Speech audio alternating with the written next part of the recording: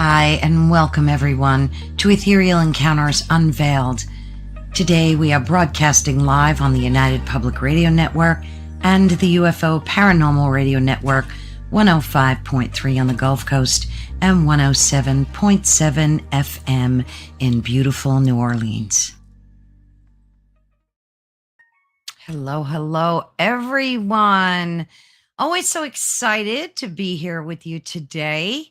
Hello to everyone in the chat. Always a joy to see each and every one of you.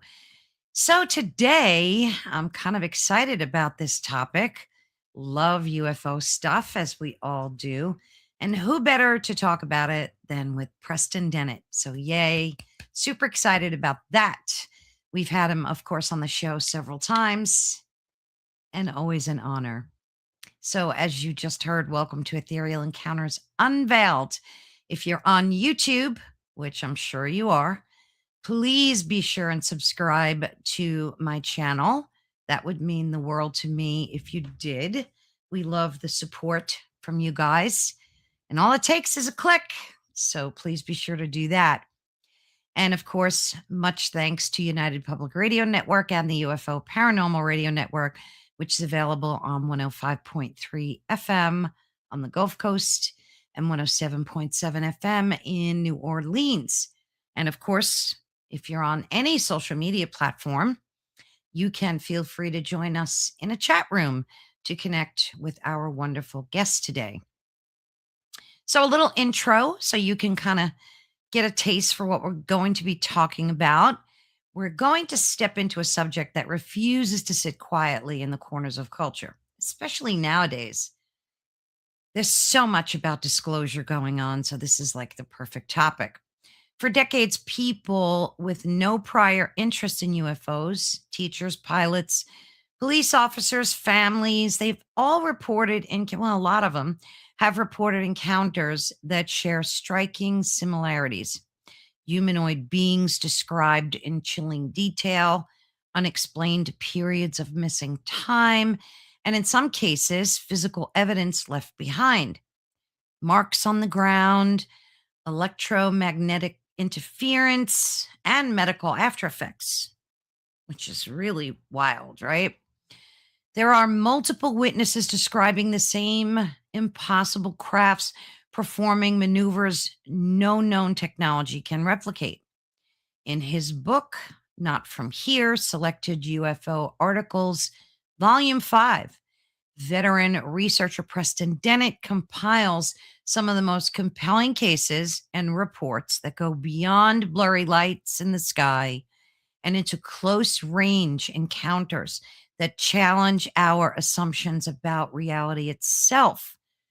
This isn't just a conversation about belief. It's a conversation about patterns, testimony, data that refuses to disappear. Whether these event points to advanced technology, unknown natural phenomena, or something far stranger, the witnesses involved insist on one thing. Whatever they've encountered was not from here. So let's dig in and examine this book and a lot of the evidence with Preston Dennett. Hi, Carol Ann. Always nice to see you. Pleasure's mine. Thank you so much. So excited to talk to you. Hello, Heidi, my dear star sister, and Patsy. Hey, good to see you guys. Hello to everybody in the chat. There's so many people because of Preston and his fan base, so I can't say hi to everyone, but hello. We'll let Preston do the helloing too. Hello to everyone. Yes, it's easier that way. I love all of you. Yes, much love. So this book was kind of pretty amazing, like all of your other books.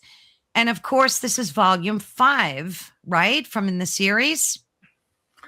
Absolutely, yeah. Each has How does it differ? Well, each has 10 chapters, and they really focus on sort of weird and unusual patterns in UFO research. And honestly, I thought that volume 5 was going to be the last one, but I'm working on volume 6 because I keep finding these amazing patterns. How this one really differs is that the previous 4 books were pretty much completely drawn from articles I had published in various magazines, which Yeah. you really can't find anymore. UFO Universe, it's defunct, but Fate Magazine, UFO Encounters, I mean, there's all kinds of magazines, which most went defunct in the digital age. But these are Oh, these are very hard to find.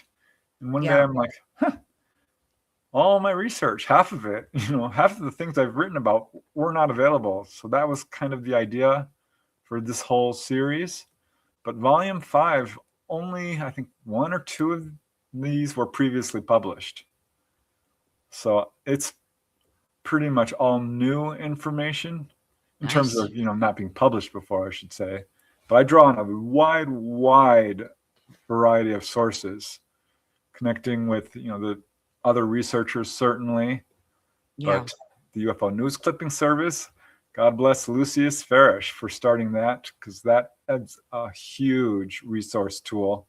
Oh, I'll bet. But yeah, all kinds of books. You can see I've got about 1 million books behind me.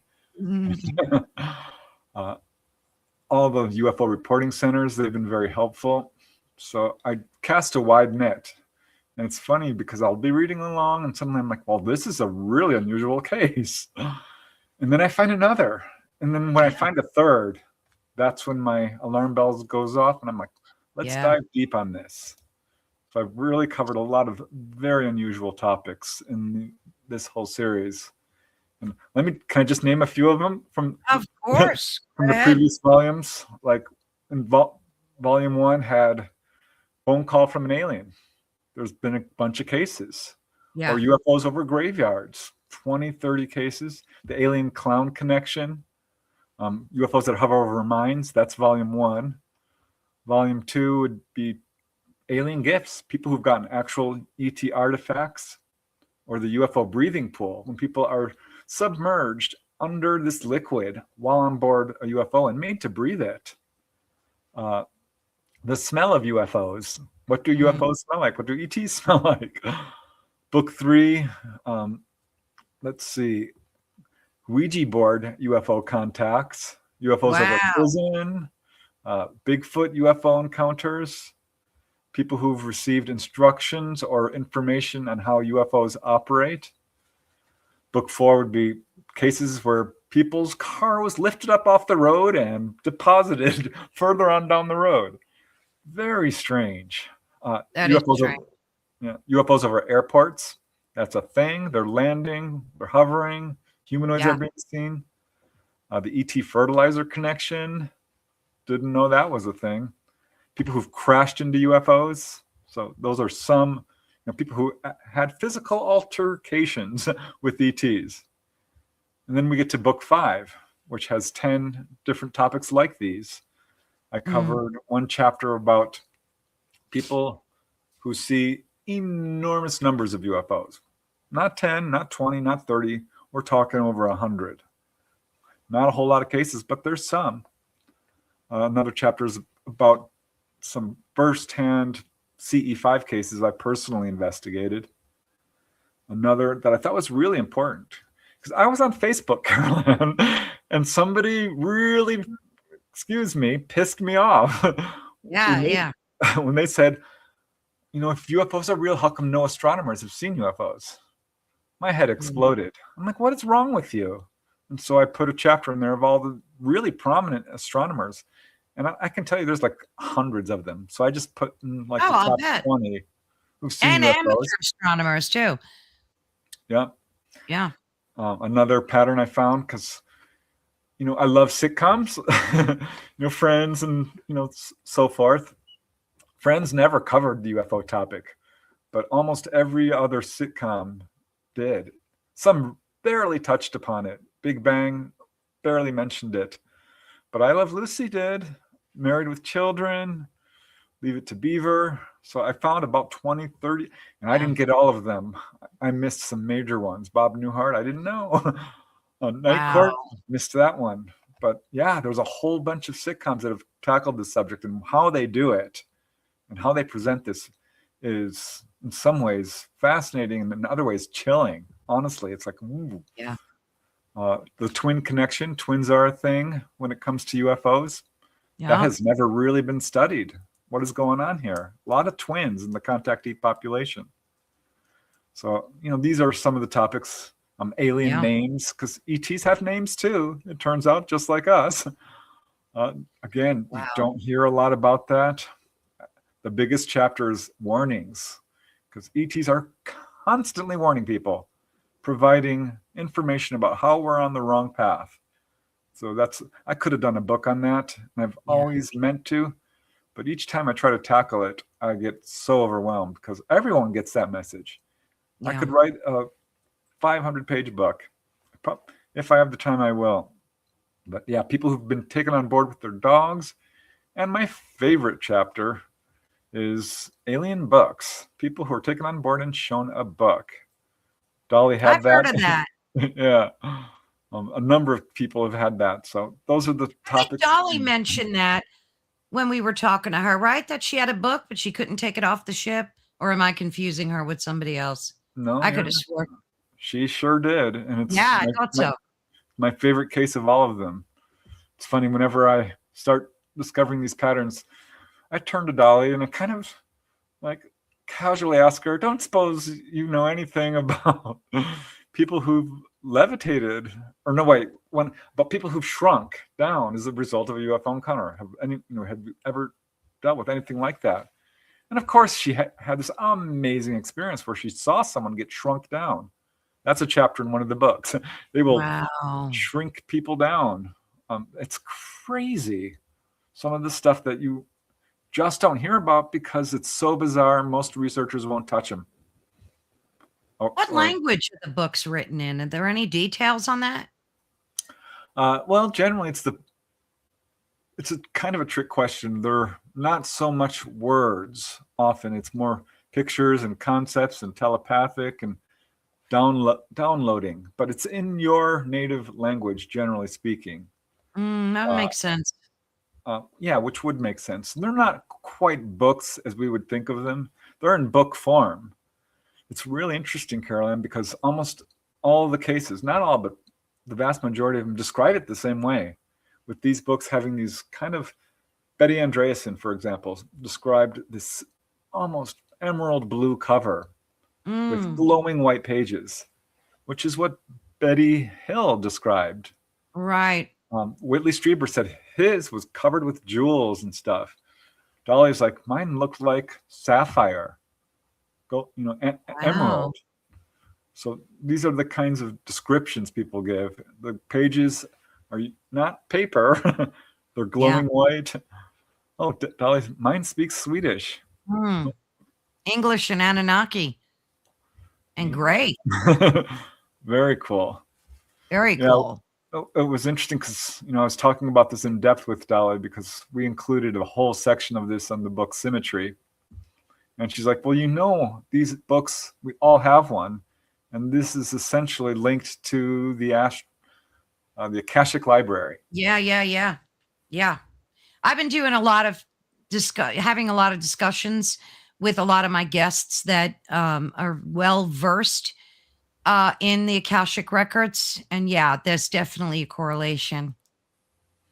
Oh, we had a question here. I didn't want to pass it by because it kind of makes sense right now. Predator's asking, love the name, by the way. Hi, Preston. After so long on this topic, what do you think is UFO phenomenon? Well, I think there's a lot of conflating going on because what we're dealing with is a lot of different things. And there's this whole movement in the field to conflate various phenomena, such as near-death experiences and Bigfoot and ghosts, angels, demons, little people, into one thing, an intelligence which wears different masks. Right. I do not subscribe to that theory. I think it's highly speculative and frankly inaccurate. I think we are dealing with people. I think that's the best way of putting it. And I can tell you that researchers who really focus on cases of direct contact or onboard experiences really have come to that conclusion, most of them. Yeah. This other intelligence theory is sort of the second most popular, but I'm very wary of it. Barbara Lamb, Yvonne Smith, certainly the big three, Bud Hopkins, David Jacobs, and John Mack, all felt we were dealing with, people, ETs, people like us from other planets. Yeah. And I can tell you the vast majority of contactees also feel that way. And I've interviewed a lot of them. Not all. There's one guy who insists, no, I think it's a jinn type spirit. I do think those things exist. I Yeah. really do. And I think in some cases they might even, to some extent, mimic an ET, but no. Demons, I've done a lot of research into demonic spirits. It's not that. That's completely different. It's a near-death experience is exactly what it appears to be. The near-death literature is very extensive. And ETs rarely, it's statistically insignificant, pop up. Same with Bigfoot. Yeah, some do intersect. Bigfoot cases and UFO cases. But statistically insignificant. It's 1%, if that. So, and that's kind of what I like to explore, actually, some of these intersections. Yeah, we do that for sure. And I agree with Poetic here, who says, Preston, I feel that ETs are only one of hundreds of different universal races. And I think that's true, too. I think there are so many different races. Why not, right? Look how vast the universe is. Yeah, different types of entities, I would say. Absolutely. I think in terms of people populated throughout the universe, we're dealing with a whole population that's very much sharing the same ancestry. So when you talk about grays and mantids and tall whites and such, we're all family. But then you have Bigfoot, that's a little different. Still has DNA, though. I'm very curious about the reports of little people in all different cultures stretching back thousands of years, because these are not quite the ETs. I mean, they are and they aren't, but they have the ability to travel interdimensionally. They're not really flying craft around, but they wear clothes. Now, I don't know where these little elf factories are that they're sewing up their clothes and building their little houses, but they're absolutely reported wearing belts and hats and so forth. I think about that stuff too. Like, where do they get their clothes from? Like a lot of these races of people. Well, I guess they have people making them just like we do, right? Yeah, I'm guessing, and I don't know here because I'm not an elf expert by any means, but you kind of have to be if you're researching this topic. If you don't tackle the topic of little people, elves, kobolds, dwarves, fairies, I think I believe they're real. 100%. Yeah. I did a whole YouTube episode about it, and I was shocked to get a bunch of people responding with modern day accounts. I always thought, oh no, this is the 1800s. No, it's still happening. They are. I've heard of people that I've spoken to that set up little fairy gardens for them and put out food and offerings, and they come and take them. I believe that. Yeah, there's an I think an elf museum in Iceland or something. They take it very seriously in Europe because they've had a lot of encounters. It's so fascinating. I think they're probably living in a dimension above ours slightly, but can absolutely appear to people, and physically they can manipulate the environment. I don't know what I would call those, crypto-terrestrials, interdimensional beings. So there's a lot we're dealing with. Certainly spirits, ghosts, nature spirits even, all kinds of stuff that I'm guessing we don't even know about because we don't have the ability to perceive it, or they haven't come around.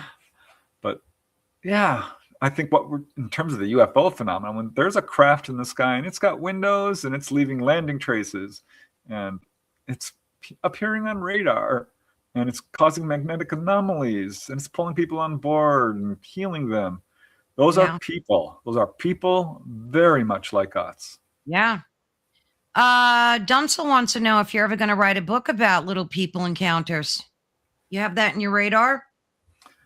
I do, but I've got about 50 books, and I have a funnel, so only one book can come out at a time. Right. And so it's in there. And if I can get enough firsthand unpublished cases, I would love to do that, because I don't really want to rehash.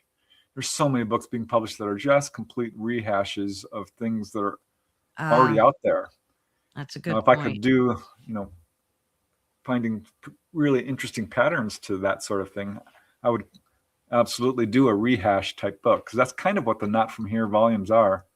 But I have to say a lot of them do include my own cases and very obscure cases. But yeah, I would love to do a little people book. Yeah, it sounds like fun. So interesting. Yeah. Before we get into your book, I have to ask you this question, because it's such a hot topic. And I mean, the president's talking about it. It's disclosure, and I have to ask your updated opinion. I know we've chatted about that before, but now Trump has made a statement that he is directing his agencies to really start releasing and put them to work, saying, you got to get this information out there. And then you've got all these additional congressional hearings. And then Paulina Luna, whatever her name is, she's got some name. She's been coming out, making these like definitive statements that there are biologics and, things are going to get disclosed. So what say you? Has anything changed from the last time we talked about it? I mean, that was unprecedented, what Trump did. No president has ever done that. So that's encouraging in a way. But I have to tell you, it was a simple statement. He ordered a release or an investigation, rather. Yeah. So will we get anything? I highly doubt it. Yeah. And I heard someone talking the other day, and he said something that I've said before, and many researchers have said, but it's worth repeating. Why would we look to somebody who's been lying about this subject forever to tell us the truth? Yeah. Why would we look? Why would we even care? What would be the use of it? So yes, I don't know that we should even pay too much attention to what's going on there, because frankly, I think that they are steering a narrative, telling lies still, very fear-based. It's tightly controlled. It would take an unbelievable revolution, the collapse of a country, to get the truth out. We're not seeing it. No, I'm not holding my breath. Maybe I'm jaded. Maybe we will see something. I agree. I am too. I'm not only jaded, but I'm disgusted. And I kind of agree with this statement from Maggie, like Dolly and Preston have already been validated. Why do we need the government? We need the government to do it because they owe it to us to be honest and truthful. They need to come out and stop disavowing pilots and people in the military and police officers that have already, validated this statement as well. People in high authority. So we owe it. They owe it to us to be honest. But like you said, Preston, the odds of that happening are slim to none. So yeah, well, there's a term called catastrophic disclosure. Yeah. And I had to smile when Dolly kind of turned that on its end and said, I'm all for it. Let's have disclosure. Let's chips fall where they may, heads roll. I don't care. Tell the truth. Yeah. But Dolly said something that, I've said before, and I've heard other people say it. It's catastrophic to cover up the truth. That's right. Catastrophe. That has caused untold damage to all humanity. It's absolutely stopped the progress of this subject. So catastrophic disclosure, that, I snort at that. How dare you? It's like an oxymoron in a sense. But I still think that the government does owe it to its people. But like we said, the odds of it happening are slim to none, but we could hope that they would find a modicum of honesty in their agendas. I don't know. I feel like, sooner or later it's got to happen. There's a saying by Buddha, there's 3 things you can't hide: the sun, the moon, and the truth. Yeah. And I like that. It's true. The truth always floats to the top. I say that Yeah. absolutely sure. So before we dig into some of the cases in your book, because they were amazing, like the Arizona copper mine UFOs, that thing, right? Oh, Cooper. Is it Cooper or Copper? Copper. You had a case where copper mining, right? So before we dig into like individual cases, you said you wanted to talk about I think Bigfoot before and the connection, or yeah, Yeah, go right ahead. it's very interesting. I had my own case that sort of led me into the Bigfoot because I started to suspect UFOs, Bigfoot were real, but I knew that would be opening a can of worms. I wasn't ready for it. But I've always been very honest in terms of following the evidence. I will not cover up or ignore, eyewitness testimony, Yeah. no matter how high strangeness it is. And I finally got my Bigfoot UFO case when a gentleman by the name of Robert Murphy, a radiologist, a good witness, described having a UFO land in his backyard, and the next day a Bigfoot showed up. And he Wow. felt 100% these were connected.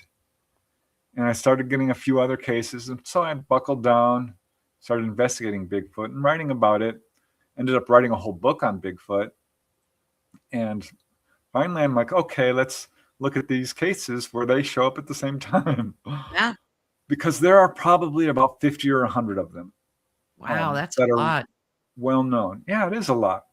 In comparison to the million documented UFO cases, well, you would never find Yeah. them if you weren't looking for them. Right. But But think of the people that don't make the correlation too. That cases aren't reported that we don't know about. Yeah. Who would you tell? Are you going to tell somebody that you saw Bigfoot coming out of a UFO? They'd lock you up in the loony bin. 100%. So we're Yeah, probably not hearing a good portion of them. exactly. But these cases do come from all over the world. The researcher, gosh, his name in Pennsylvania, Stan Gordon. Oh, I spoke to him. I had him on my show. Ah, very cool. Yeah, Yeah, I very absolutely. I think he's a tremendous researcher. He's got a bunch of cases of this kind. He was one of the first to Has he been on your show at all? No, I've reached out to him. He said he couldn't do video. Did he do video? He just did audio, but it worked out great. Yeah, well, we're trying to figure out how to do that. So yeah, maybe we'll do that. Yeah, it worked out good. I did it right in StreamYard and it worked out really well. Oh, all right. Yeah. Awesome. Yeah, I like his research. He's Yes. very thorough. He's been in this field a long time. He's objective. He still has a hotline number too. Yeah, he's amazing. Yeah. And he uncovered some of these Bigfoot UFO cases. And of course, the prevailing opinion, I think, among people who really just kind of heard about them is that maybe Bigfoot's an ET. And I kind of jumped on that bandwagon. But looking at these cases, because there are some where people will see a UFO and it takes off, and then a Bigfoot comes running out of the forest. Yeah. So that's weird. Or Bigfoot runs into a UFO lands and a Bigfoot runs to it. There's a couple of cases, Caroline, where people have seen Bigfoot coming out of a UFO or walking in direct. Okay, coming out of a UFO. Oh, because I was thinking maybe the UFO opened up a portal and the Bigfoot took advantage of it and entered our timeline. I don't know. That was just the way I kind of reasoned it out, but I didn't know they come right out of a UFO. Wow. In a few scattered cases, there's another case in Colorado I saw where a person walked up to a landed UFO and there were grays and there was a Bigfoot there and it was walking around like it was, one of them.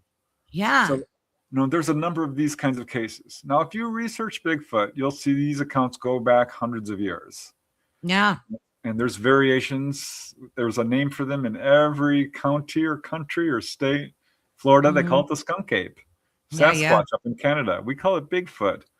The Almas in China. I mean, you can go all through all the countries and see that these are. He protects them. Yeah, I think they're a native life form on this planet who are sentient and very psychically advanced, because people have reports of them disappearing. You're not going to find a body because they're partly interdimensional. I think they have the ability to traverse dimensions in a way that only very, very advanced, quote, enlightened masters here on Earth can do, turning invisible and so forth.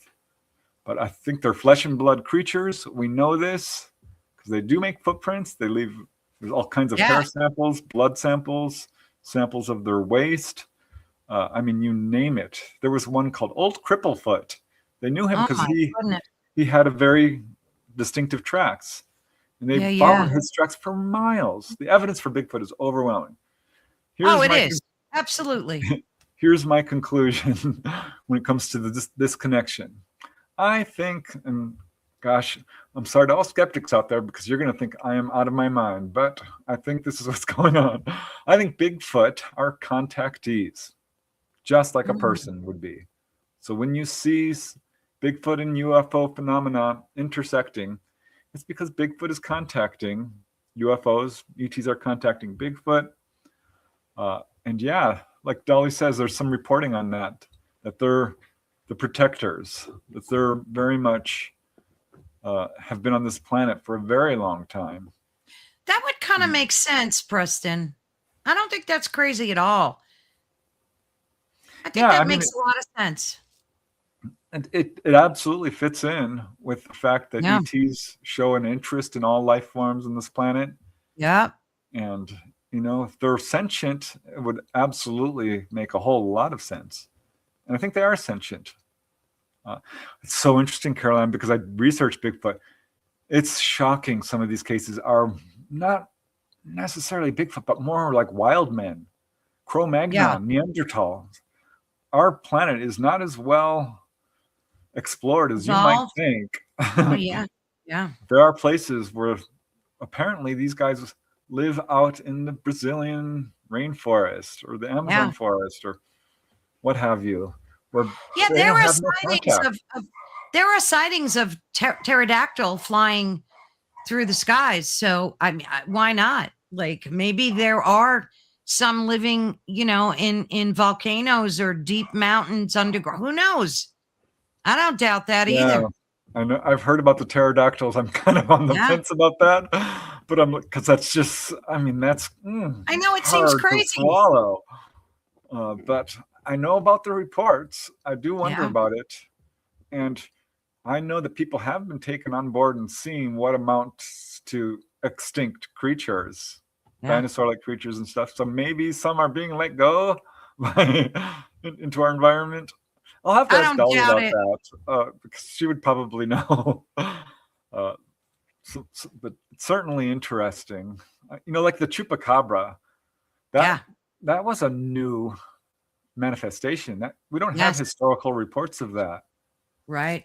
So, and there's not a very strong UFO connection to that either. I'm wondering if that's a government experiment. And it's so interesting because Michelle and I have talked a lot about cryptids and monsters and things like that. They creep me out in the worst way cryptids do. I'm not a fan of them because I've seen some video of them. What are those white ones called that crawl on all fours? Night crawlers? Yeah, kind of like the night crawl. That's like the last thing I'd ever want to see. But it's a possibility that these things do live here underground, or maybe they're coming interdimensionally. I don't know. I don't doubt any of it. I don't. Yeah. A rake says JBW. Yeah. Those are them. Those are nasty. I don't know. I think the reptilians are probably living on this planet underground. And I don't doubt any of it. I don't.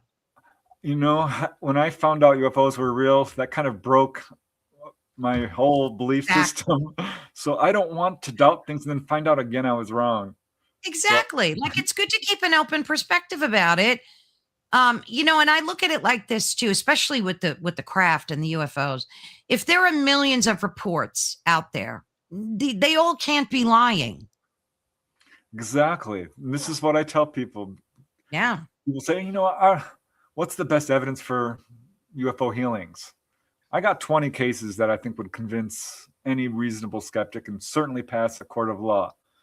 But the fact is there are 300 that I've been able to document. And it's closer now to 500 It's the huge number of cases that Yeah. present the best incontrovertible evidence that something very profound is happening here. Yeah, I If it read your were, book on that. It was excellent. I mean, there's no denying it. I Yeah. dare you to read that book. Even you can go to Amazon and read just the preview, Yeah. and you get the entire introduction there. You cannot deny it. Because it's not just me saying this, it's pretty much every major researcher out there across the Yeah. planet. So good luck trying to say that ETs aren't healing people, and that's not one of their major missions. Because it is, and it's demonstrably true. What about the flip side of that coin where, people make the mistake of touching craft and then they get radiation sickness and stuff like that? Do you get a lot of those reports or read them where people are getting burns and sickness from Not a lot. interaction? It's interesting because Thomas Bullard was the first to do a statistical study of onboard experiences. He cataloged some 300 of them. Great work. And figured out the whole pattern that takes place when people are taken on board. And he talked about healings and he talked about injuries. He said it was really interesting because pretty much all the healings appear to be intentional and all the injuries not. Or accidental? Yeah. Yes. And you can see other reporting on this. And look at it this way. What kind of person doesn't think first when they run up to, a fire or a gorilla on the rampage or some, I'd use that as a I love example, dogs, but I would never randomly run up to one and start petting it first. I just wouldn't do that. Yeah, I'm not sure that's the best analogy. Maybe a fire would be the best analogy. A fire, yeah. Because that's where you do see a number of injuries, is people coming up. I would point to the Stephen McCallick case at Falcon Lake, which is very well authenticated, and the one that a bunch of people bring up, like, look, they're hostile. I'm like, hold on a second. He ran up to this craft. It was really hot. Yeah. And it took off, I think probably to get away from him because he was going to get burned.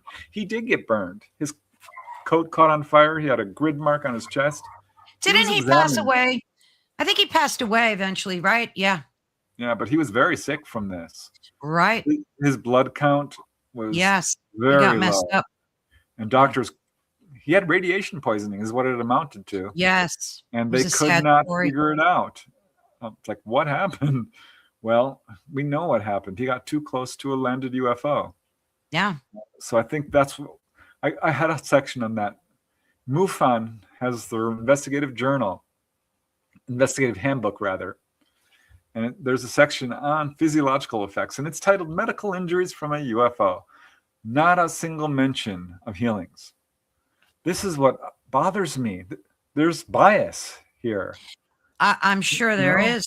I'm sure there is. Heidi said she had a phenomenon that she believed was a healing experience with 3 beings. One was as tall, as the ceiling. Geez, Heidi, we're going to have to talk about that one.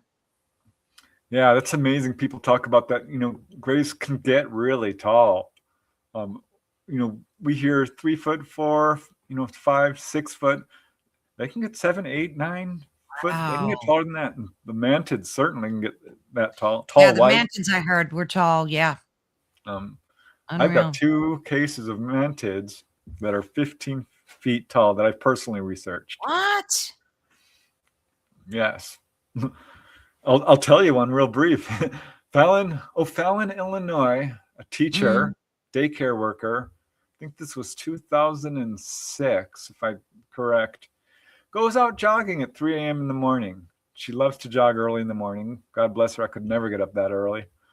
But she does it and goes with her dog.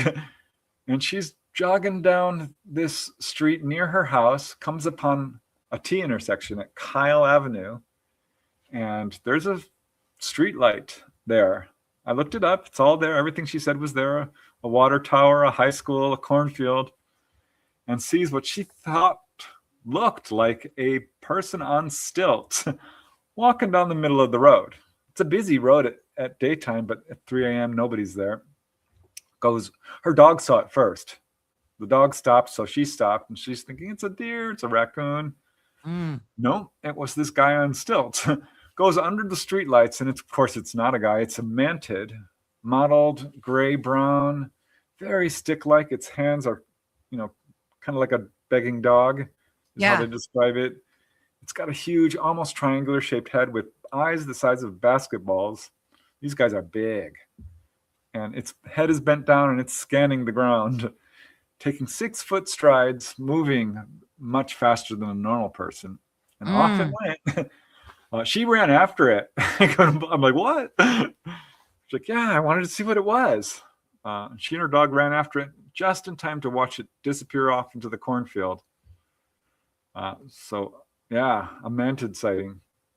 I did further questioning with her. She is a contactee because she's like, oh, no, this was a one-off. I'm like, well, let's dive deeper. When you were a kid, anything strange happened. Remember that video that went viral of these two stick-like, it looked like they were 15 feet tall, walking through the backyard of some guy, and it looked like they were all legs. They were like, well, it was at night, and the video looked like it was like they were white. And that's what that reminds me of. Who knows? Maybe they were night walkers or some kind of cryptid thing. I don't know. It's kind of a mixed bag. Some people think they were grays. I don't know. It was tripping. I think I've seen that footage. Oh, it was so famous. Yeah, I'm putting it on the back burner because it hasn't really been, maybe 10 cases or something like this, which could, makes me question it. Does it? I question the whole UFO field, but the fact is there's a million cases. You cannot deny it.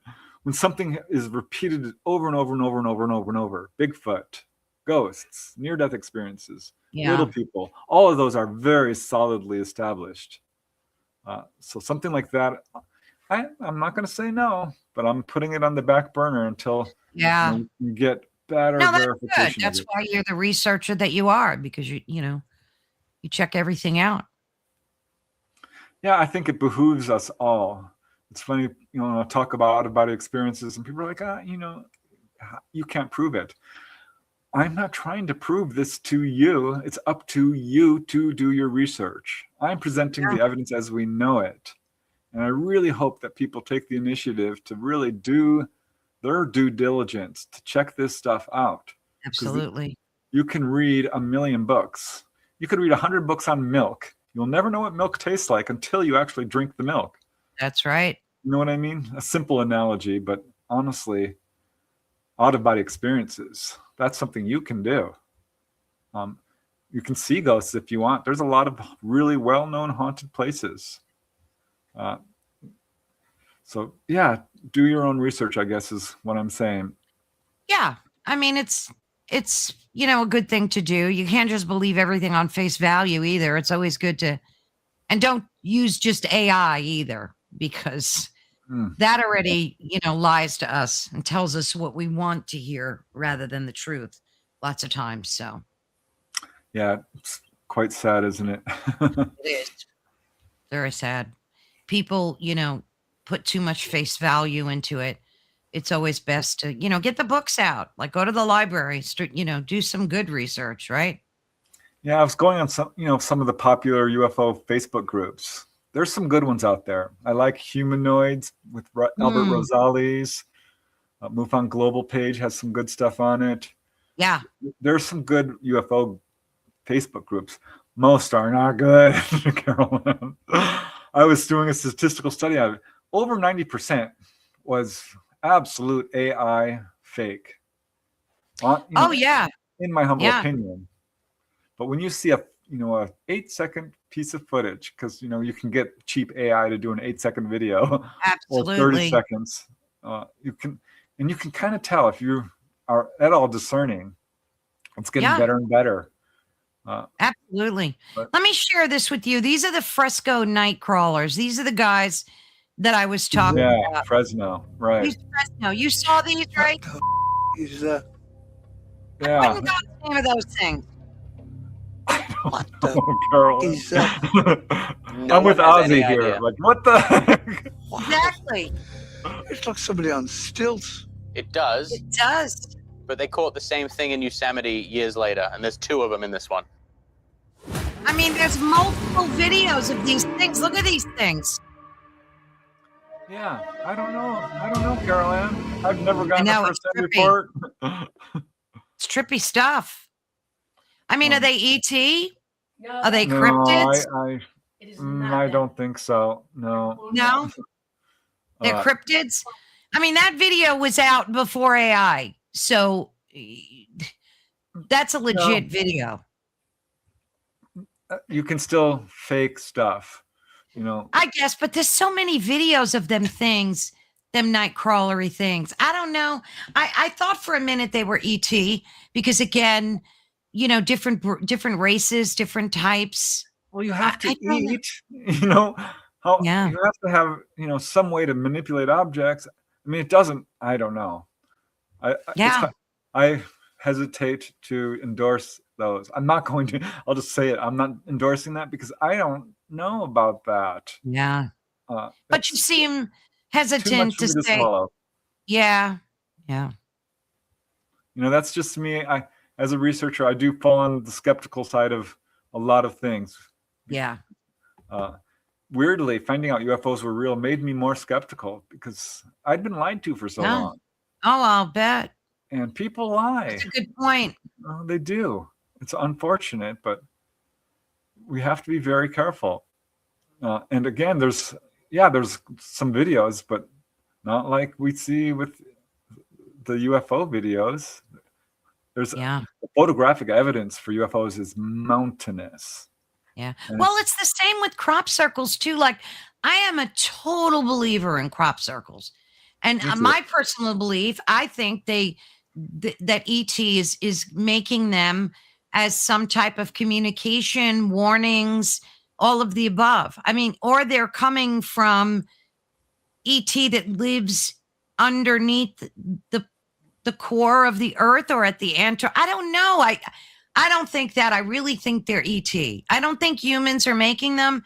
They're too sophisticated for humans to be making them. I don't know. There's a lot out there that, Yeah.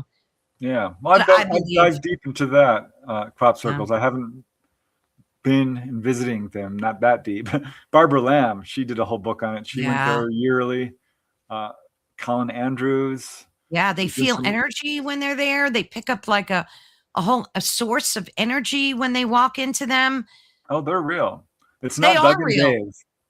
Yeah. Remember those two chaps, old guys in England, like Doug and Dave? It's us. We've been doing it. I'm afraid It's not. You haven't been in Australia and Canada. You weren't in Illinois and upstate Exactly. New York.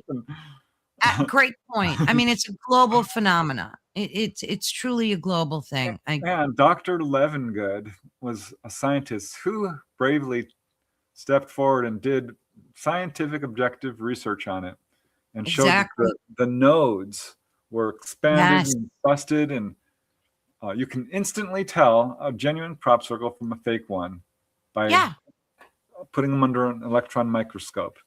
And frankly, you can tell pretty easily if you're an expert because they're woven, Yes. they're swirled. Exactly. It's not hard to make Preston. one. And you No, can make but it- the intricacies and the messages that have been in there, and I saw that one that Herb is talking about. They show a video of these two orbs and making it, and again, way before AI video was out. Just looks so legit, Preston. I don't know. I Yeah. think they're from ET, but that's me. I feel Yeah, it. That they are. today's videos, it's such a shame we have AI. I mean, it has Sad. wonderful uses. Don't get me wrong. I use it in art for my videos. I don't use it for writing, but can be helpful in research to an extent as long as you verify everything. But these videos are driving me crazy. Me too. Me too. That's why I love the It older pisses me off. photographic evidence. Yeah. But yeah, the crop circles are so beautiful, so clearly Oh, meaningful. I love them. When I see not that I've ever been to one, I hope someday too before I leave the planet. When I see a crop circle, and I've watched hundreds of them, there's something so magical about them, and I just feel so connected to them on an ethereal level, and I just know that there's messages, warnings, signal. There's something from ET. Yeah, I just put that up. That is so true. You know, the good thing is when you watch an AI video now, you can tell it's AI. But in a year from now, Preston, you're going to see them where you're not going to be able to distinguish. Yeah, they did an experiment with, just the human face. Which one do you think is AI and which one do you think is not? People could not tell. With hands, it's a little bit different. Sometimes they still come out 6 fingers or whatever. They've gotten much better at that too now, because I've been making a point to look at the hands, and I think they kind of nailed that now. They got the hands right. They probably knew that, AI was tripping up doing that, but you're right. Yeah, with all these deep fakes of people who, are talking, and they did one of Michio Kaku, pretty famous scientist. Saw that. And I'm like, oh no, because they actually did have a little disclaimer on top, like AI generated. But if you missed it, some of them aren't coming with disclaimers, and people like famous people in the news and the media, they're trademarking their face, and you might want to think about doing that because they're again using people's likenesses to make money and make videos, and now people have resorted to trademarking their face. Yeah. Well, it's against the law to do that. Remember Scarlett Johansson? They asked her if she would be the voice of, Siri or one of them. She said, "No, I'm not doing that." Well, they put it out and did a look-alike voice. She sued. I don't know if she won. I hope so. Win? I don't know. I didn't follow. Yeah. But man, oh man, AI is absolutely lied about me personally, because people contacted me and said, "Well, AI said this about you, and like you wrote this." I'm like, I've never heard of this article. I did not write that.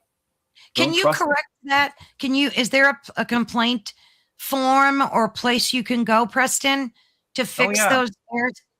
If you see a AI video on Facebook that is putting out invalid information, you can complain and it will be taken down. Oh, that's good. Or it might be. I know people have done that successfully. So good. That's good to hear. Yeah.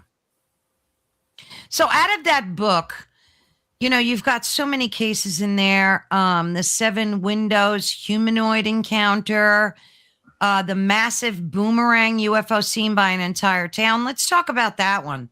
That one kind of tripped me out a little bit. What is that one all about? Are you talking about the UFO fleets? You bring up this large scale sighting that there's this gigantic boomerang shaped craft that was seen by people in Arizona. I forget where. I think you're talking about the Phoenix Lights. Yeah. No, is it? No, I don't think it was Phoenix.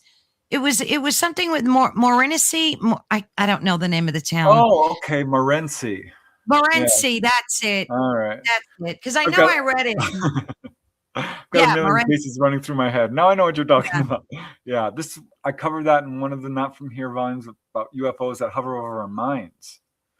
Now, Arizona, you might not know it, is the leading copper producer in the United States. Wow. So they've got an enormous number of copper mines. And UFOs absolutely are drawn to mines for whatever reason. That's so interesting. There was a case in Karnes City, Texas, where they hovered over a uranium mine that hadn't been fully dug up. By the time they got to the uranium, it was spent. Apparently, ET did not want us to have that uranium. So they took the uranium out of the mine? It was deactivated. Wow. The miners were crying when this UFO showed up. But the Morenci case is so interesting because this was an area where UFOs had been seen repeatedly over this copper smelting plant. And on one day, or I think it was daytime actually, this very unusual looking craft comes right up over the smelters. And it drops these little, what they thought were probes, little, orbs down into the chimney. Uh-huh. And the whole group of miners are seeing this. People in Morenci, it's a mining town. There's a lot of UFO activity there. But this thing came so low over the copper smelting plant that all the people who were working there saw it. And stayed there for a pretty long time and moved off, and then off it went. And I was looking into this. I'm like, oh my gosh, let's do some digging on this. All these copper smelting plants, all these copper mines, open pit mines, every single one has been visited almost without exception. And people are seeing humanoids. There's one case involving what appears to be, you can see this on my YouTube channel. I did a UFOs over mines. One looks like a photograph of a humanoid. He didn't see it when he took the photograph because he was trying to photograph a UFO that was over there, and it's just a big bright light. But over there by the fence is this little tiny short humanoid. It's not super clear, but nobody should be standing there. Yeah. But over gold mines, over iron mines, diamond mines. Are they mining the stuff themselves? No, they're just observing, or they're studying, I think. Yeah, because I looked into that. There was one case I just covered in last week's YouTube video episode on my channel at a gypsum mine in Caledonia, Ontario, Canada, where the guy stepped out to relieve himself and saw two little UFOs, then realized one was right above the ground, right at the slag heap, the waste pile. Yeah. So what? And we see a number of cases of that where they're examining the waste, the slag, what we call a slag heap, because after you mine, we throw away some of this stuff. And I think they're looking to see, how we process or what we're taking or our technology levels. But definitely there's an interest there. There was one case at a gold mine in Northern California where the ETs left a pile of material on the road, which was clearly left by them and was studied in a laboratory setting. Jacques Vallée has this case. I love him. And they studied, and the guy said, well, your sand, because that's what they called it, is not sand. And it's got all these different materials, and they listed them all. Said it was very strange because these are all from different areas. These do not belong together. They were normal material, silica and various, I forget what they were. It's nothing that would, be a huge red flag. But it was a red flag because you can't find this stuff together. So I thought that was kind of put there as a calling card for the witnesses, because who are having really intense encounters at their private gold mine. The Chapins, that was their name, Chapin. You can look this up. It's a very cool case. Definitely there's this interest in mines, and it's amazing to me how many cases there are of UFOs landing, people seeing humanoids. There was one case where they're hovering over one of these copper mines, and the gas station attendant can see it. It's hovering over the mine. A guy pulls up. He sees it. There's humanoids visible. Cars are driving by. They slow down. They look. They take off. Wow. People get all frightened when they see something that is out of their worldview. Oh, I'll I'd bet. stop. I'd run. I want to see it. Man. Absolutely. I wanted to ask you a question about misplacement. I was talking to Joe Montaldo, the owner of this network, and not the last conversation, the one before that. And he had told me a story about two sets of couples. They went to vacation together and they were taken upon a craft. Long story short. And when they were put back, they were accidentally put back in the wrong hotel rooms. And this is documented. So like couple A went to couple B's hotel room and vice versa. Do you get cases like that where people are put back in the wrong spots? Yeah, absolutely. It's not super common, but it's certainly not what I would call uncommon. People will be put back into the wrong beds. I had a case personally where a guy, he will not get in the car unless he's driving. And he's driving with his friend along the 5 freeway late at night, Central Valley in California. And they see this UFO, and he's like, Preston, this thing felt alive to me. It felt like this craft was alive. One of the first reports I have of that, because now we know, of course, they are. Yeah. and he had vague recollections of being pulled out. This beam of light came out and hit their car. Wow. And next thing they know, they're much farther ahead on the road. And he's no longer driving. His friend is driving. So See, is that's that yeah. Now my question is this intentional or is it not? I think probably it is. Maybe they're in a rush and it doesn't really matter to them, but they're on top of things. They know, not accidental. Yeah. Dolly is just saying, yeah, for those listening, that it's not accidental. They were making a point to those people to remember. Remember what? You mean the incident? Like to remember that? Yeah. Wow. Exactly. There were people who have been placed, more than a few miles away from where they were taken. And here's a really good example of this. People will be put back in their beds with their head facing the foot of the bed and their feet on the pillow. So you wake up and you're like, imagine? What just happened? Right out. Yeah. You might roll around in bed and tangle yourself up in the blankets, but you're not likely to. No. You're not likely to flip yourself from top to bottom. It's a really, really good way to give you just enough information to really make you think. And because they don't want to scare people. That's the last thing they want to do. But there are a few cases where they will drop people outside of their house. And I had that in Louisiana. The guy couldn't get in. Thankfully, he was a kid and he knew how to jimmy open the glass door. He was covered with mud. He had slipped and fell. He cleaned himself in the pool, which got all muddy, and then crept back in because he couldn't tell his parents.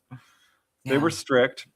Woke up the next morning, and everyone's looking at the pool like, how did the pool get so muddy? And he didn't say anything. But it was absolutely Dolly telling his story when she was, I think, 5, that she was taken and placed back far away from our home, something like that. Yeah, she said she was being a little bit kind of difficult with the ETs, giving an attitude, and they're like, all right, we're dropping you off. Just not where you want, right? Yeah, and not in her clothes that she had put on. Oh my goodness. But yeah, I mean, there's a number of cases of this, which I think is absolutely a calling card. Yeah. I was being honest. She's a riot. She's being honest, right? She's being honest. She wasn't being a good girl. She wasn't being a good girl. Funny. Yeah, ETs are people too, and they have a sense of humor, and I think that's something that it sounds like it. Yeah, Stan Romanek, his case is very controversial. I think he's legit, but he was put back in his home wearing a woman's nightie, I think. And he had gone to bed with a T-shirt that said, I got abducted and all I got was this stupid T-shirt. So someone... Is that true? He says it's true, and I like his case. I talked to him personally. I talked to his wife, and you can call him a liar if you want, but you're calling his whole family liars, and you are calling about 30 or 40 people liars if you do. I think he was framed, honestly, because he got into some real trouble. Because his case has got an enormous amount of evidence. He was healed. He went to the doctor. He's got photographs. He's got landing trace evidence, implant evidence. His case was almost designed to be one of those out there that has legit proof to it. And I think that's why they went after him. This is my humble opinion.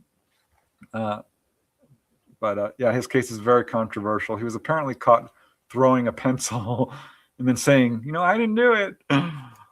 Which is throwing a pencil? Yeah. At across who? the room while he was being filmed. They were filming, and while the camera wasn't trained on him, he threw a pencil across the room. This is alleged, right? Why would he do that? Fake evidence. But I think he had a reason for that. I heard recently that that was also misreported on him in a framing way. But he ended up getting into trouble with the law, and probably not really worth getting into. But I honestly think he was framed because this happened to a number of researchers. You get too close, you step on toes, they will basically tarnish your reputation in a way that you can't,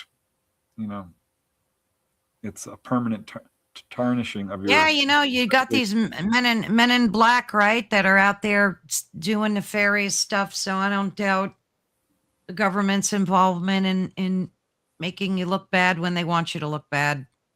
Yeah. Speaking of which, one of the chapters I have of alien gifts, where the people are given an artifact. Constance Clear is a Midwestern researcher who passed away sadly, but wrote a book called Reaching for Reality, I think it was, and had this case involving a gentleman, pseudonym Andrew, if I remember correctly, from Texas, who didn't really like his encounters, although he was healed of kidney stones. They removed a mole or a wart or something, but it was hard for him, and I understand that. But he had an on-board encounter, and the ET, her name was Melda, something like that. I actually have it in the Not From Here, Volume 5, her case, because she gave her name. And she said, we really want to thank you for working with us. And he's like, I'm mad as hell about it. And I'm like, why? Why would you be mad? And he's like, you ruined my life. It's been very scary for me and blah, blah, blah. She's like, well, we didn't intend to do that. That wasn't our goal. We have a gift for you. And it was this piece of metal sitting on, and they said, you will find this at some point. And this is our gift to you. And he woke up sometime after this experience, it wasn't immediately, and found it on his bed table or on a shelf in his bedroom. And it was just this little piece of galena, iron. Apparently, that's what it looked like, right? So he called up Constance Clear, didn't say anything, says, I'd like to see you. I have something to talk about with you. Scooped that up in some of his contact notes because he wrote down his experience, right? And she's like, I want to see you immediately. She's like, fine, come on over. He's driving over to her office when he gets run off the road by these guys, human looking, black suits. I'm assuming these are government agents, and pulled him over and threatened him and took his notes, took the bar of metal. And he's like, I'm going to sue you. You can't do this. I'm an American. I have rights. Yeah. And I'm going to, call the police about you. And they're like, go ahead. Go ahead. You tell whoever you want. Don't talk about your experiences anymore, or, you will regret it. So they took the absolute alien artifact. And of the 20 cases I found where people have gotten alien artifacts, most of them had it stolen from them. Terrible. Have you ever had any negative encounters since you've been a ufologist where, you felt followed or told to not release information, or just something trippy that kind of set you wrong? Like a little bit. It's nothing that I would, call absolute harassment. Well, actually, I'll back up on that because early on I did. Yeah. Way. Tell us about that. There was 3 or 4, maybe even 5 things that happened. One was really odd. I was, I lived in a condo in Canoga Park, and I would walk to the restaurant, which was like 2 doors down, Mission Burrito. And I was doing that, and this car comes screeching to a stop in the middle of the road and takes my picture. And my first instinct is to turn around and like, who's he taking a picture of? There's nothing to take a picture. I'm the only one there. I thought that was odd. Yeah. And that kind of gave me a creepy feeling. And there's another time I was at a convention, and there's this guy walking by, and he's got a suit. He's slick. His hair is slicked back. He's got the glasses. Yeah. He's putting on a show. If he's not FBI, he sure looks like it.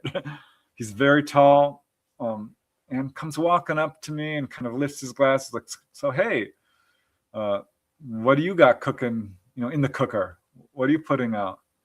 And I look at him, and I'm getting a vibe from him because, yeah, I can get a vibe. I got a little bit of ability. Of course. And he came off as CIA. He just did.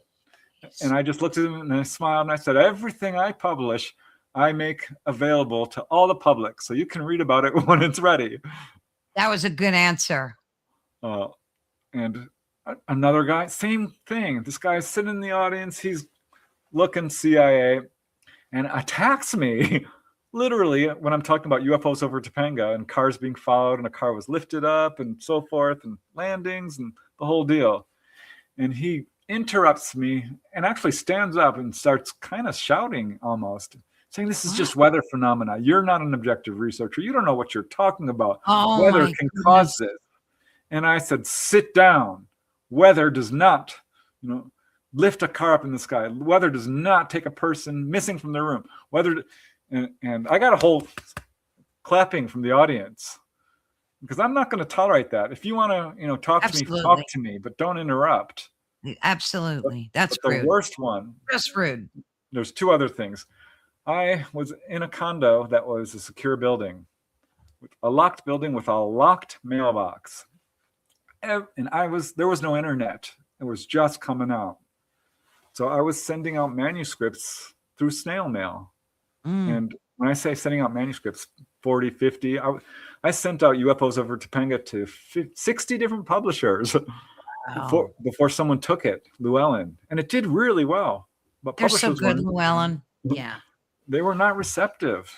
And so I'm sending, articles too. There was a lot of magazines. So I've got 100 pieces of mail at any given time, maybe 50, but a lot. And they kept coming back opened, Carol Ann. That's crazy. My mail was opened, ripped open. And finally, I worked with my sister and we'd go home for lunch because it was real close to work. I'm like, would you do me a favor and open my mailbox and tell me I'm not crazy? And tell me because I would get something pretty much every day. Returned, rejected usually. But she's like, okay. And she opened the mailbox and she pulled out this opened manuscript. She's like, wow, it's opened. I'm like, yeah, I'm having a problem. I'd be interviewing people and tick, tick, tick, voices in the background, static. I was investigating the Topanga Canyon wave and this guy calls me up. I put out my phone number on billboards with a little picture of a UFO. Have you seen me? And this guy calls me up. He's like, are you Preston Dennett? I'm like, yeah. Are you the UFO researcher? Yeah. He said, well, I have a top secret clearance. Yeah. I worked in Vietnam doing satellite mapping. I'll never forget this. I think he did give his name. I did forget that, unfortunately. But he's going on. He went on for about 5 minutes. Like, I'm so great and I'm so smart and I've got such a clearance. I'm like, why are you calling me? Yeah. You need to know that what you're doing is dangerous. What? And I'm like, what do you mean? He says, investigating UFOs could get you hurt. And I'm like, now that's really? a threat. Yeah, that's how I kind of took it. I was actually flattered, honestly. I'm like, yeah, I must be pushing some buttons because I'm ready to die for this. I don't care. I know there's life after death. Come at me. I dare you. I will reincarnate and get your ass. That's kind of, I was very young, mind you. I was, my early to mid 20s at that point. And then he's like, well, you're just barking up the wrong tree. It's not what you think it is. I'm like, it's not. What is it? What is it? If he says, there's no pay dirt in it. That was his next response to, me saying, what is it? I'm like, what do you, and I'm thinking to myself, no pay dirt, then how is it dangerous? If I'm looking into something that there's nothing to it. Point. Yeah. And I was about to, sort of bring that up. I was in college. I had just taken techniques of persuasion, which is all these things that people do to try to convince you of something. Sure. Absolutely. And he was going down the list. I'm like, well, this is interesting. Tick, tick, tick, tick. So I thought that I took that as a threat. I took that as it sounded like one. Yeah. Did anything happen after that, or was that just it? That was it. And that was the worst I've ever had, other than obviously, being followed. I was followed with Dolly. She's dealt with this. Contactees deal with this. Oh, I'll bet. And it was disconcerting to say the least. Scary. Yeah. They followed us to our Airbnb. I'm like, Dolly, I think we're being followed. We had gone to the UFO con in, Arizona, or in Laughlin, Nevada. Yeah. And we had an Airbnb in Arizona, which is right across the border at this little town. And we go off the freeway, and I'm like, well, gosh, that car is following us. Take a turn, car's still following us. I'm like, Dolly, this car is following us, I think. Thankfully, there were 5 more turns, right? Because it's a little side street. Followed us right up to our driveway. I pulled into the driveway. They blocked the driveway as we're walking in. Oh my goodness. I'm like, oh my God. And Dolly's like, I deal with this every day. You've seen the pictures I've sent you. Yeah. They climbed on the roof of our house. I've had contactees who've had their... What? Yes. They climbed on the house, and we're going to do something nefarious, but thankfully her contact, Talata, said, step back, I'm taking action here. Oh, she EMP'd their car. So, yeah. Wow. These government folks, they're stooges. They're ruthless. And, God bless them. They're on the wrong side of history here. But what a miserable job. I'd much rather be doing what I'm doing, talking to people, getting the firsthand stories, seeing stuff, than spying on somebody. It's like, what kind of a worm are you? What is wrong with you? Get some morals. I agree. Plus, there's so many people investigating and in this, the ufologists, and they're trying to get the truth out. So you can't stop everybody you can't threaten everybody either. Like, I don't know how they think they could get away with doing that, but. Well, they do. They've got an unlimited budget. Yeah, I guess. And they have a plan. They have an agenda.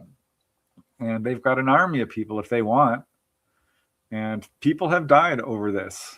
Whole families rubbed out. Husbands and wives, military whistleblowers. The real whistleblowers you're not going to hear from, because they're going to be rubbed out unless they're to some extent towing the party line, or basically are threatened, like, you have to say this, you have to do what we're going to tell you to do, or that's it for you. But Leonard Stringfield, I love that man. He's passed on. He was the crash retrieval expert. Had a number of cases where whistleblowers came forth, talked to him, would never talk to him again, got threatened, or were actually killed. Oh my God. What's his name again? Leonard Stringfield. Yeah, a true hero to this field. I love those old style researchers. They were a lot more thorough. They were a lot more objective. Yeah. Jim and Carl Lorenzen, man, James McDonald, Leo Sprinkle, Jalen Hynek, Walter Webb, David Webb. They were brothers, 2 very prominent researchers. Wow. Love Did you those ever guys. come across a story either told to you privately, or one that you researched that you were leery to share with the public, where you were like, I don't know if I really should be releasing this information? Was there anything like that in your experience?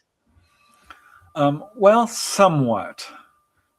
Certainly, I've interviewed people. I'm like, no, don't. This is not ringing true. I'm not going to release this.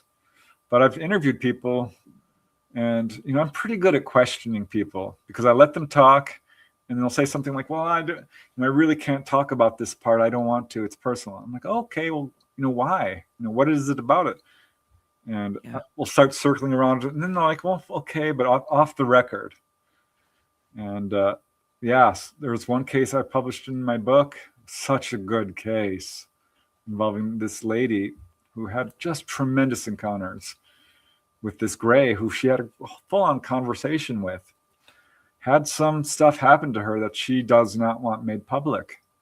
And I wish I could, because it's, Told you about it? Oh, yeah. Oh, so you know what it was, and 100%. wow, and you can't divulge it. I cannot. And I cannot even say even remotely what it is. But it's just, it's deep. It's like, wow. Something that happened to her that I can't talk about. She requested I do not talk about it. She would not let me use her name anyway.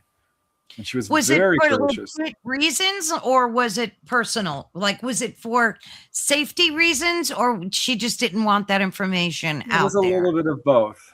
A little bit of both, yeah. Yeah, but I've talked to some whistleblowers who will tell me stuff, and like, you can't talk about this part. You know, Dolly Safran, she has NDAs. I can't ask her about certain things. She cannot tell me. NDAs with who? Previous employers. You'll have to talk to her about it. Oh, I never heard her talk about that. Yeah, well, she's. She says there's a reason why. Yeah, you need to do some deep dives with Dolly on your show. Come on, Dolly, give us the goods. Because she's, every time I hear her on a show, I'm like, oh my gosh, I'm putting together Symmetry 2. And we're going to be talking about crop circles, by the way, because she's got some info. Oh, awesome. And love it. Really cool stuff. Hi, Duchess. Hey, Big Poochie. Hi. Say hi to people. Say hello. That dog's head is the size of my dog. Beautiful. She's beautiful. I don't know. We're going to have to get Dolly to spill the beans on some of this stuff. She'll talk to the edge of it, but yeah. I'm teasing. And I absolutely have such compassion for people. Earl Grey, his mom apparently was in the whole military industrial complex, cataloging stuff in some underground military base. Told him, he recently passed away, God bless him, all this stuff when he was like 3 or 4 years old. And one day he's like, a kid or an adult, and says, Mom, what about all that stuff you told me? And she turned pale white. She's like, you remember that? Never talk about that. If you haven't interviewed him, Dan Harari, check him out. He's Dan got Harari. He's a publicist in Hollywood who's entered the UFO field. I can get you his contact info. Have you had him on your show? Yeah, he's wonderful. Oh, wow. I'll have to go look at that. His father was also involved in all of this. He and Dolly started talking up a storm because they both have, this in their family. Yeah. Dolly's father was very much. Yeah, she talked about that. Yeah. So, yeah, a lot of these whistleblowers are sitting on stuff they will never be able to talk about. And it's heartbreaking because it is. we deserve to know. You're right. It is heartbreaking. And it also angers me and a lot of everybody else. I mean, it's like I said. Yeah. It's disappointing. It's heartbreaking. It's frustrating. It's anger producing. It's all of this. And this is what happens when people tell lies or withhold the truth. Yeah. It creates all kinds of distrust. So everything that's coming at the government is 100% deserved. I have very little pity for them. Yeah. I have some because I think there are people in government who are really trying to hard. They are. That's true. But suddenly you find yourself in the lion's den, and you can't. It's very hard to be moral and ethical when you're surrounded by wolves.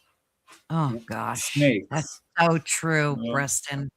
And that's an insult to wolves and snakes. Yeah, it is. I agree. It is an insult to wolves and snakes. I was talking to Joe just yesterday, and was it yesterday or the day before, and he had said that because he has a whole website, ICAR, and they do abductee analysis and so on and so forth. And he said that in his research, the people that get contacted and taken, whatever word you want to use to describe that, are mostly contactees. So in other words, because I had asked him, I said, why is it that a lot of us go outside and we please reveal yourself, we try everything, and nothing works. And he said the only people that UFO will reveal themselves to are former contactees. Is that true in your research? No, I don't know love why you. he said I it, love you, but Joe. yeah, But no one's ever going to agree on all things. But I can tell right. you that ETs are doing a very vigorous, carefully orchestrated publicity campaign to announce themselves to all humanity. Yeah. Really, there are a number of very widely viewed sightings. Oh, in fact, this latest book, volume 6 of or volume 5, is it? I'm losing track. It's volume 5, Mm-hmm. I think, of Not From Here. Covers cases that are very widely viewed. Mm-hmm. And there was one in Farmington, New Mexico, on St. Patrick's Day in, 1950. Now, Farmington is a small town of some 3,000 people proper, but 6,000 outskirts. Yeah. Everybody saw this. They're not all contactees. This huge, True. 50, That's 100 true. craft came down and showed themselves. UFOs put on what's called a display.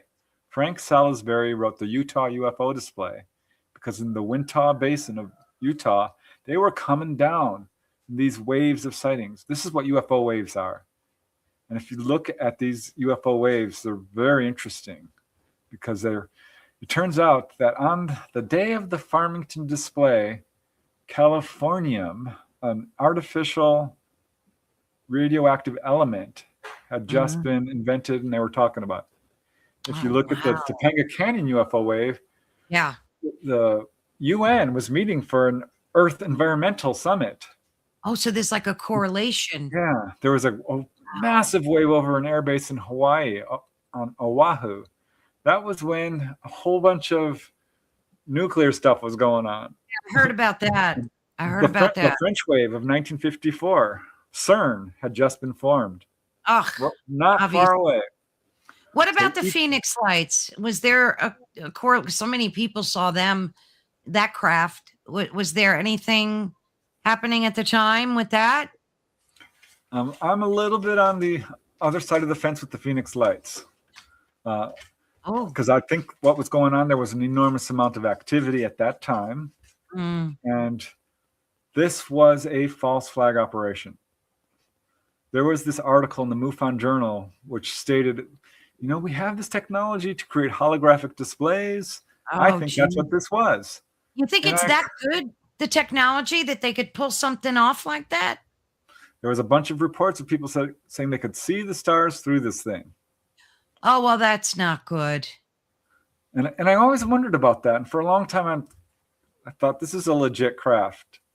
But Dolly finally told me one day, she's like, you need to really take a deeper look in this, because if that craft is that large, it would knock down the power out of that whole city if it was that low. Because people were describing heard that too, because the mass of it's so big, right, that it would be expected to do. That makes a lot of sense. No, I want to be very careful here because people did see legit stuff.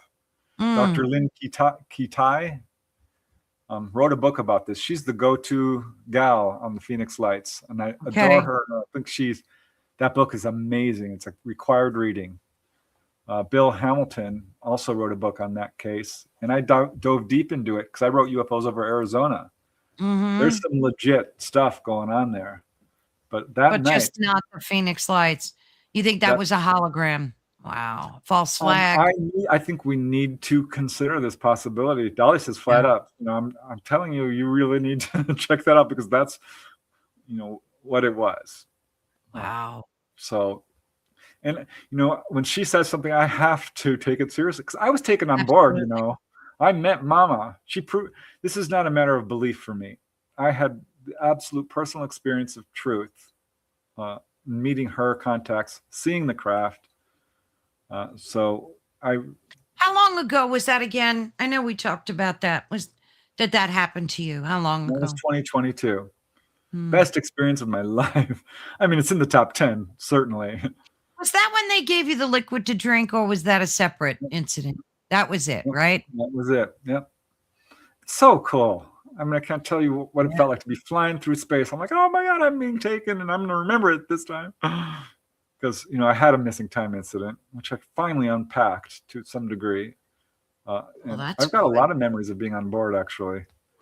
But Wow. that one was amazing because I was full on, clicking to it. But yeah, there's a lot of these cases which we have to take a second look at.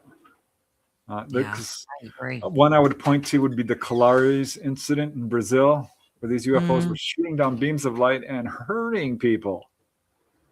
And one of the major investigators to that case was killed when he started Oh to talk my about how he goodness. thought this might not be ET, but government. I think that It was a sounds false like flag government. operation. Yeah, it sounds like government. Remember the face peelers of Peru? Oh, They came up yeah. Yeah, that was a big No, one. don't believe that. I don't believe that for a second. And if you look at some of the details, like the lady said, well, they were talking Spanish, but it sounded like an American accent or something I along. heard that. And I So, also heard they were on some type of device that was levitating them off the ground, some type of, and it didn't look like alien tech. It looked like a hoverboard kind of thing. Yeah, that yeah. sounded like fake news, that whole thing. Michael Schratt, one of my favorite Yeah. researchers, kind of bowled me over when he's like, well, 85%, 95% of what people have been seeing over the years is not ET. I'm like, no. Let's go down. Because I was told early on 20%. I think it's gone steadily upwards. Now it's pretty much all everything. Yeah, But I agree. yeah, we have to be very careful. And I started We have a looking through all question. these cases. And yeah, some Yeah. are absolutely human. Yeah, I agree. Duncell wants to know, Preston, were you wide awake like you are now when you met Dolly's ET and on board their craft? Yep. Wide Yeah, awake. Dolly said yes, he was. Yeah, I absolutely remembered it. And I remembered it as it was happening. You have dreams, and then you remember, and you're like, oh, I woke up and I remember this dream. Yeah. No. I was actually dreaming when I woke up because I was being pulled. I'm like, what the heck? I'm being pulled through the wall. This is insane. Oh, wow. So you felt yourself being pulled through the wall? Like Yep. physically, did you feel that? Yeah. I mean, it wasn't like I felt any, it wasn't like bam, bam, the wall's all solid. I was pulled, Yeah. I saw it. And I'm like, what the heck is going on? And then I'm whooshing up through space. And it was a very electric feeling. I'm like, oh my Wow. gosh, I've felt this before. I This know was what's in happening. the day? Was it This at was at night night. or in the, yeah. Well, early morning. Mm. It was very cool.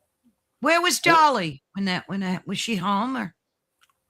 She was in Florida, I think, or Georgia. Oh, she wasn't even home. No, she was sick. I had She, COVID. she had Oh, COVID. geez. Wonderful. But she was on board when I've been on board, only I didn't remember it. Wow. So So you were there together even. that's what she says. Yep. How infuriating is that? I'm Yeah, mad. that's kind of trippy. Yeah, definitely. So you're working on Symmetry 2. What else you got cooking there, Preston? I am working on a book about supernatural because I want to touch on that you did again. say that. Yeah. That's That's awesome. going to be a good can't wait- one. Can't wait for that. I'm working on a sequel to my own out-of-body experiences because I wrote one book from the beginning, 1986 thereabouts, to 2001.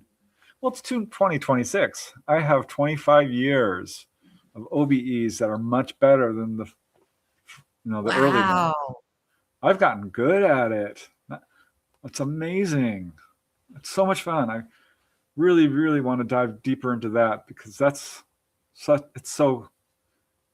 so much a part of being human. Absolutely agree. Absolutely agree. It's fun. The UFO subject is very cool, but this is us. This is something we can do. Anyone can do this. It is like walking into a video game, but it's real.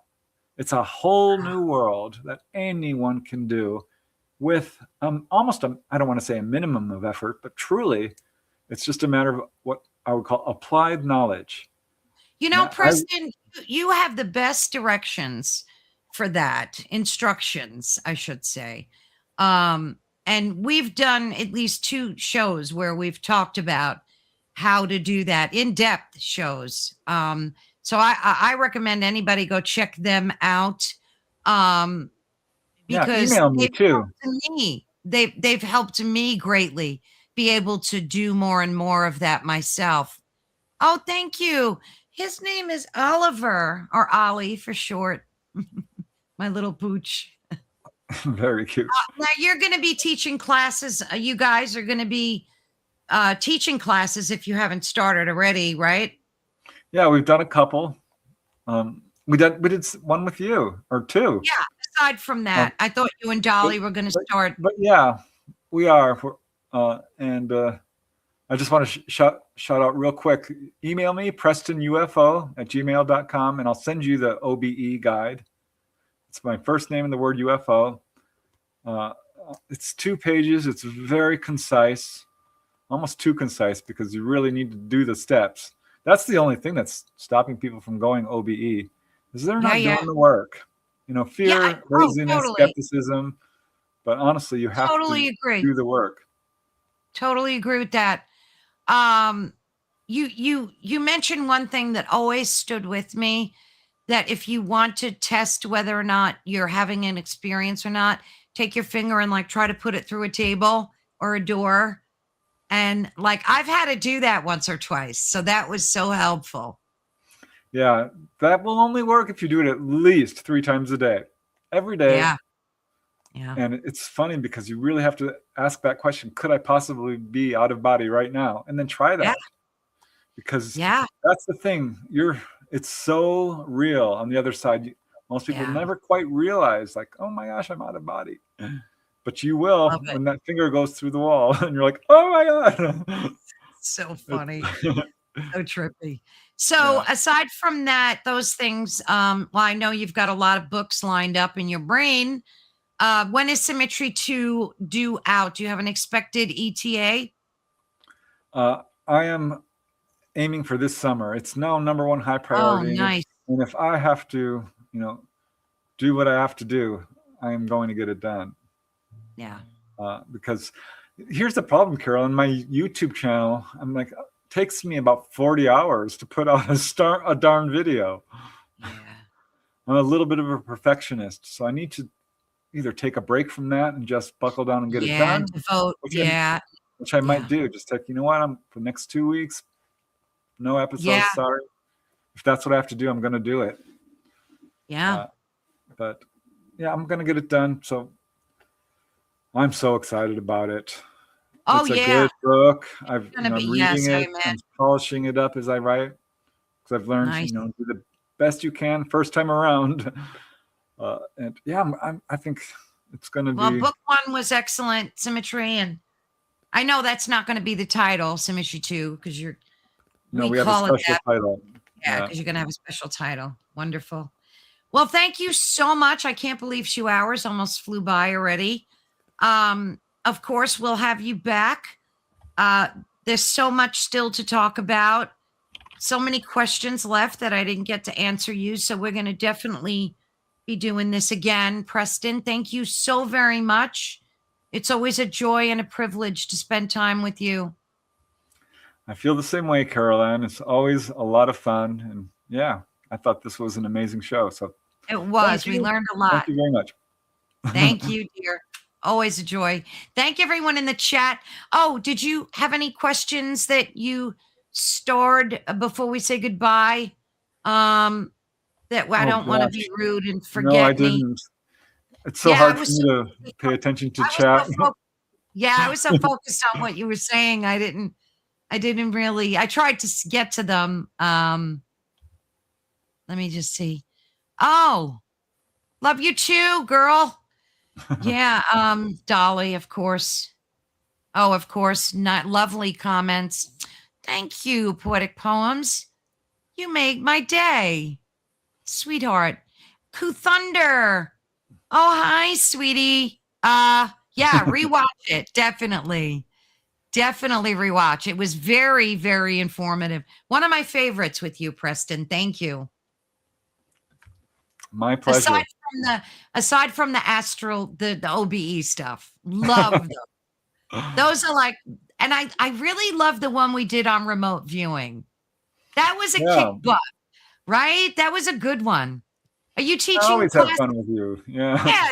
Yeah. When me and Dolly and I come on together, it's like a party. It is like a party. It absolutely friggin' is. I don't know. Maybe we'll have to bring some food next time. All right. All right, sweetie. I will talk to you soon. Take care, Preston. Thanks, Caroline. You too. Bye-bye, dear. Thank you. And thank you so much, everyone in the chat. Again, I read your comments. I'm trying to like glance off. Sorry if we didn't get to all the questions, but you can always email Preston. He's so good about answering questions and just he's always good at being there. Thank you guys so much. You guys rock. And of course, we will see you next week. We have 3 shows a week and love it. Love every minute of it. And thank you so much to Preston and Dolly, because she definitely did help us answer some questions tonight. And again, if you have any questions, make sure you reach out to Preston. You can find him and his books at prestondennett.weebly.com. It's been running across the screen. Have a blessed and wonderful upcoming weekend to you all. Much love from the heart. Thank you, dear. Bye-bye.